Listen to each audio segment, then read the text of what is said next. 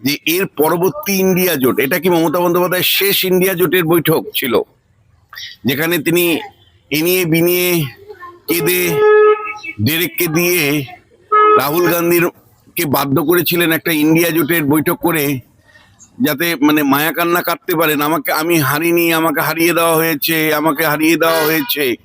আগামী দিনে ইন্ডিয়া জোটে ডাক পাবেন কিনা সেই প্রশ্নটা আসছে। ইন্ডিয়া জোটে ডাক কে পাবে? ঋতব্রত বন্দ্যোপাধ্যায়, কাকলি ঘোষ দস্তিদার, না মমতা বন্দ্যোপাধ্যায়? এ নিয়ে একটা তুমি মানে হতে পারে, মাল্টিপল চয়েস কোশ্চেন হতে পারে।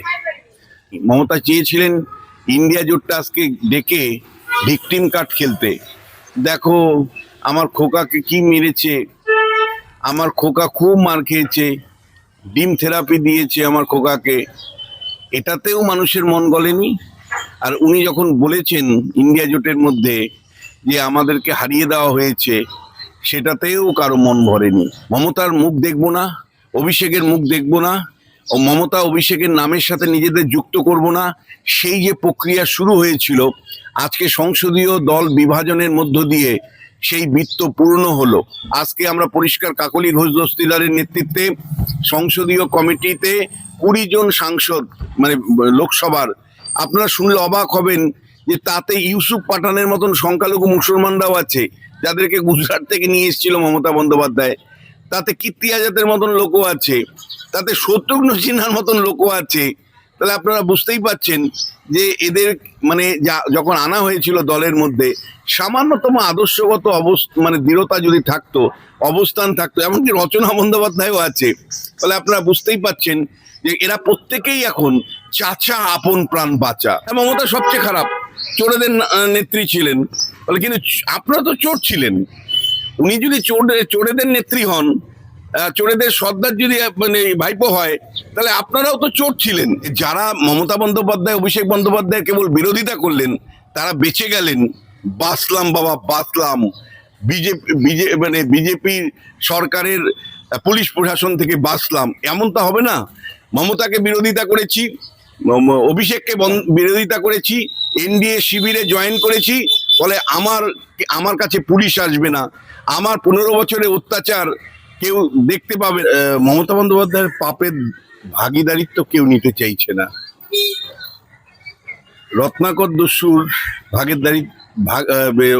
অন্যায়ের দায়িত্ব যেমন কেউ নিতে চায়নি, ঠিক তেমনি ভাবে মমতা বন্দ্যোপাধ্যায়ের অন্যায়, অবিচার, অত্যাচারের যে ভাগিদারিত্ব কোনো নেতা নিতে চাইছে না।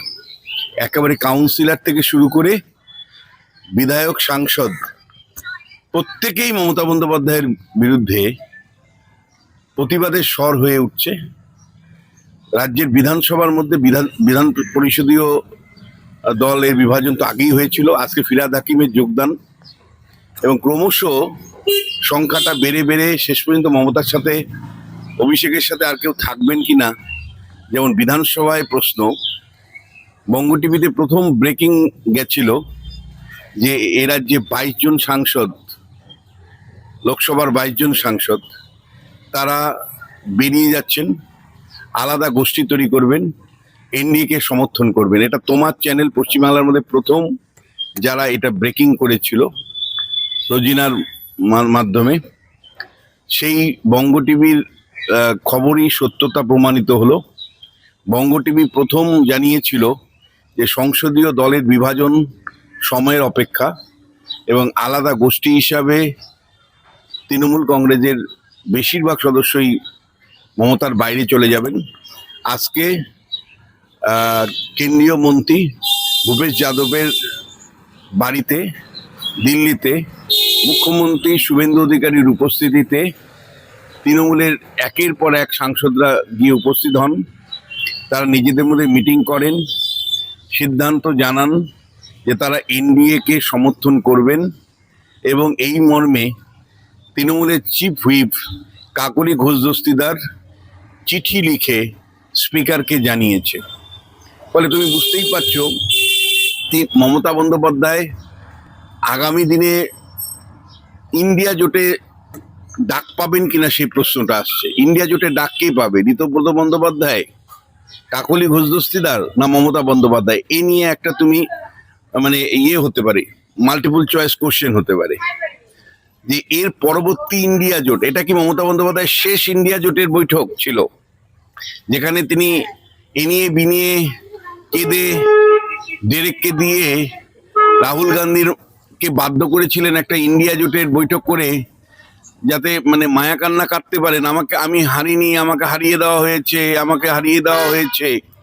সেই মায়া কান্নাতে মানুষের কোনো চিড়ে ভেজে নেই, মানুষ সামান্যতম তাকে মানে মমতা চেয়েছিলেন ইন্ডিয়া জোটটা আজকে ডেকে ভিকটিম কার্ড খেলতে, দেখো আমার খোকাকে কি মেরেছে, আমার খোকা খুব মার খেয়েছে, ডিম থেরাপি দিয়েছে আমার খোকাকে, এটাতেও মানুষের মন গলেনি। আর উনি যখন বলেছেন ইন্ডিয়া জোটের মধ্যে যে আমাদেরকে হারিয়ে দেওয়া হয়েছে, সেটাতেও কারো মন ভরেনি। এখন যে প্রশ্নটা আসছে যে আগামী ইন্ডিয়া জোটে মমতা বন্দ্যোপাধ্যায় ডাক পাবেন, ঋতব্রত বন্দ্যোপাধ্যায় ডাক পাবেন, নাকি কাকলি ঘোষ দস্তিদার ডাক পাবেন, তা নিয়ে একটা মাল্টিপল চয়েস কোশ্চেন হতে পারে।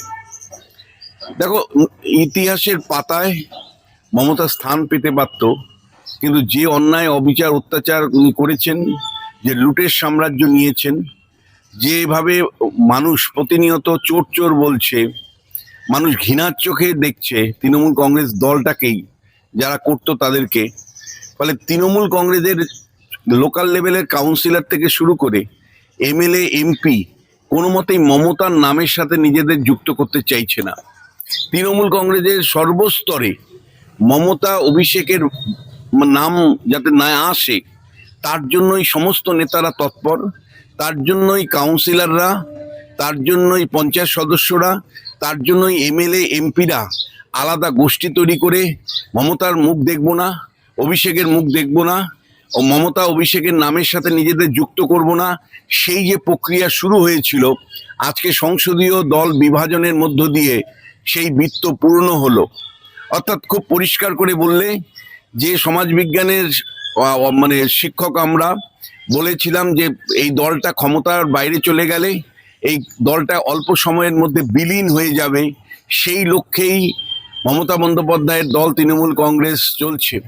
কেন এর বিলীন হয়ে যাবে আমরা বলেছিলাম, এবং সেটা মিলে যাচ্ছে, তার কারণ এটা দল ছিল না, এটা একটা প্রাইভেট পার্টি ছিল, এটা কোনো দল ছিল না, এটা ছিল মমতা বন্দ্যোপাধ্যায়ের একটা প্রাইভেট কোম্পানি, যাতে মমতা বন্দ্যোপাধ্যায় ছিলেন প্রধান মানে মালিক, এবং তার ম্যানেজিং ডাইরেক্টর ছিলেন অভিষেক বন্দ্যোপাধ্যায়। তারা যেভাবে এই প্রাইভেট মানে কোম্পানিটাকে চালাতেন সেইভাবে চলতো। ফলে কারো আদর্শগত অবস্থান নেই, কোনো নেতাই কিন্তু তৃণমূল কংগ্রেসের সাথে যুক্ত ছিল না আদর্শগত কারণে, বা মমতা বন্দ্যোপাধ্যায় কখনোই আদর্শের উপর ভিত্তি করে দলটা চালাননি। ফলে আজকে যখন ক্ষমতার বৃত্তে চলে গেছেন, তখন সবাই কিন্তু মমতা বন্দ্যোপাধ্যায়কে ছেড়ে দিয়ে ক্ষমতার দিকে ধাবিত হচ্ছেন। অর্থাৎ খুব পরিষ্কার, যে দলের আদর্শ নেই, যে দলের সংগঠন নেই, যে দলের কর্মসূচি নেই, কেবলমাত্র সরকারের ক্ষমতাকে ভোগ করবার জন্য যে দল তৈরি হয়েছিল, সেই দল যেই মুহূর্তে ক্ষমতার বৃত্তের বাইরে চলে গেছে, দলের কাউন্সিলর, পঞ্চায়েত সদস্য, এমএলএ এমপি সবাই দলের বাইরে চলে যেতে চাইছেন, দলকে বিসর্জন দিতে চাইছেন। যে কোনো মূল্যে দলকে বিসর্জন দেওয়ার পেছনে, যেমন মমতা অভিষেকের যে কালিমা, যে ধরনের তাদের ভাবমূর্তি, সেই ভাবমূর্তি থেকে এমএলএ এমপি সবাই বেরিয়ে আসতে চাইছেন। মমতা বন্দ্যোপাধ্যায়ের সাথে যত দূরত্ব বাড়ানো যায় সেই চেষ্টাই তারা চালাচ্ছেন, এবং যে কোনো মূল্যে তাদের নামের সাথে যাতে মমতার নাম যুক্ত না হয়, অভিষেকের নাম যুক্ত না হয়, সেই চেষ্টাই তারা করে যাচ্ছেন। এবং তারই ফলশ্রুতি হিসাবে আজকে আমরা পরিষ্কার কাকলি ঘোষ দস্তিদারের নেতৃত্বে সংসদীয় কমিটিতে 20 জন সাংসদ মানে লোকসভার, আপনারা শুনলে অবাক হবেন যে তাতে ইউসুফ পাঠানের মতন সংখ্যালঘু মুসলমানরাও আছে, যাদেরকে গুজরাট থেকে নিয়ে এসেছিল মমতা বন্দ্যোপাধ্যায়। তাতে কীর্তি আজাদের মতন লোকও আছে, তাতে শত্রুঘ্ন সিনহার মতন লোকও আছে। তাহলে আপনারা বুঝতেই পাচ্ছেন যে এদের মানে যখন আনা হয়েছিল দলের মধ্যে, সামান্যতম আদর্শগত মানে দৃঢ়তা যদি থাকতো, অবস্থান থাকতো, এমনকি রচনা বন্দ্যোপাধ্যায়ও আছে। ফলে আপনারা বুঝতেই পাচ্ছেন যে এরা প্রত্যেকেই এখন চাচা আপন প্রাণ বাঁচা, এবং চাচা আপন প্রাণ বাঁচার একমাত্র উপায় কি? মমতা অভিষেকের থেকে আমরা কত দূরত্বে আছি। আমরা মমতা অভিষেকের বিরোধিতা করছি। দেখো ভাই, আমরা তো তৃণমূল নই, আমরা মমতা অভিষেকের বিরুদ্ধে। মমতা যখন অন্যায় অত্যাচার করেছে তখন বলতে পারিনি, এখন আমরা বলছি। ফলে এই যে এমএলএ এমপি তারা কিন্তু প্রতিনিয়ত বলবার চেষ্টা করছেন যে আমরা দলের বাইরে, আমরা মমতা বিরোধী, আমরা অভিষেক বিরোধী, আমাদের সাথে মমতা অভিষেকের কোনো সম্পর্ক নেই। কিন্তু যে প্রশ্নটা আসছে যে আপনারাও 15 বছর যারা আজকে এমএলএ এমপি, আপনারা যারা আজকে দলের থেকে বেরিয়ে যাচ্ছেন, আপনারাও কিন্তু 15 বছরে ক্ষমতা ভোগ করেছেন। আপনাদের বিরুদ্ধে, অধিকাংশের বিরুদ্ধেই কিন্তু একেবারে সরাসরি দুর্নীতির অভিযোগ আছে। আপনাদের বিরুদ্ধে কিন্তু সরাসরি দুর্নীতির অভিযোগ আছে। যে ঋতব্রত বন্দ্যোপাধ্যায় এই ধরনের কথা বলছেন, তার বিরুদ্ধে সরাসরি ফৌজদারি মামলা আছে। এই যে যে একের পর এক নেতা যারা আজকে মমতার থেকে দূরে সরছেন এবং বলছেন যে আমরা তো খুব ভালো, মমতা সবচেয়ে খারাপ। হ্যাঁ, মমতা সবচেয়ে খারাপ, চোরেদের নেত্রী ছিলেন বলে, কিন্তু আপনারা তো চোর ছিলেন। উনি যদি চোরেদের নেত্রী হন, চোরেদের সর্দার যদি মানে ভাইপো হয়, তাহলে আপনারাও তো চোর ছিলেন। বলে এইবার প্রশ্নটা, বৃহত্তম প্রশ্ন হচ্ছে, যে এমএলএ, যে এমপি যারা অত্যাচার করেছে, যারা বিরোধী দলের নেতাদের মারধর করেছে, তারাই যখন এখন আলাদা গোষ্ঠী হয়ে এনডিএকে সমর্থন করছেন, তারা কি সত্যি আইনের বাইরে চলে যাবেন? তাদের বিরুদ্ধে কিন্তু শুভেন্দু অধিকারী কোনো ব্যবস্থা নেবেন না। তারা যারা অন্যায় অত্যাচার করে আজকে দিল্লিতে গিয়ে বলছেন আমরা আলাদা গোষ্ঠী, আমরা এনডিএকে সমর্থন করব, যে ঋতব্রত বন্দ্যোপাধ্যায়ের নেতৃত্বে গোষ্ঠী বলছেন যে আমরা আলাদাভাবে সমর্থন করব, আমার প্রশ্ন থাকবে এদের মধ্যে অধিকাংশ বাপি হালদারের অত্যাচার প্রত্যেকে দেখেছি আমরা। দক্ষিণ 24 পরগনায় বাপি হালদার শেষ কথা ছিল, সেই বাপি হালদার কি আইনের চোখে কিভাবে দেখা হবে তাকে, এবং সে কি আইনের কাঠগড়ায় দাঁড় করাতে পারবে শুভেন্দু অধিকারী? আমার প্রশ্ন যে কাকলি ঘোষ দস্তিদার থেকে শুরু করে একের পর এক নেত্রী, তাদের বিভিন্ন সময় যে ভাষণ ছিল, যে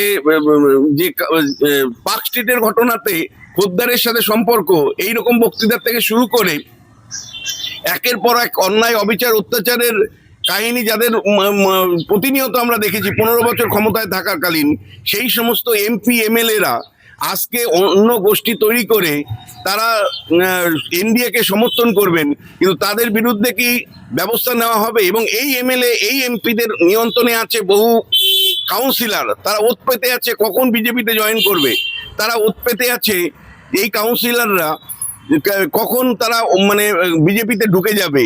প্রশ্ন হচ্ছে, এই কাউন্সিলর, এই পঞ্চায়েত সদস্য যারা এমএলএ নিয়ন্ত্রণে আছেন, যারা এমপিদের নিয়ন্ত্রণে আছেন, মানে তৃণমূলের যারা বেরিয়ে গেলেন, এদের বিরুদ্ধে ব্যবস্থা নেওয়া হবে তো? যাদের বিরুদ্ধে সরাসরি অভিযোগ বিজেপি করেছিল, যারা পূর্ব কলকাতার জলাজমি বুঝিয়ে একের পর এক বেনির্মাণ করেছিল, সেই জাভেদ খান এর বিরুদ্ধে যে অভিযোগ বিজেপি করেছিল, সেই জাভেদ খান হোক বা তার ছেলে হোক বা তাদের যে ব্যবস্থা যে ছিল, তার বিরুদ্ধে কতটুকু ব্যবস্থা আপনারা নিতে পেরেছেন?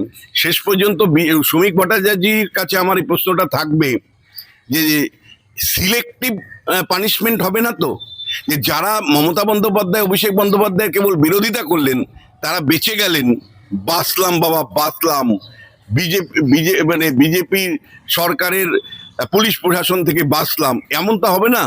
মমতাকে বিরোধিতা করেছি, অভিষেককে বিরোধিতা করেছি, এনডিএ শিবিরে জয়েন করেছি, ফলে আমার কাছে পুলিশ আসবে না, আমার 15 বছরের অত্যাচার কেউ দেখতে পাবে না, এমনটা জানি না হয়, তাহলে বঙ্গ টিভির দর্শক যারা আছেন তারাও কষ্ট পাবেন।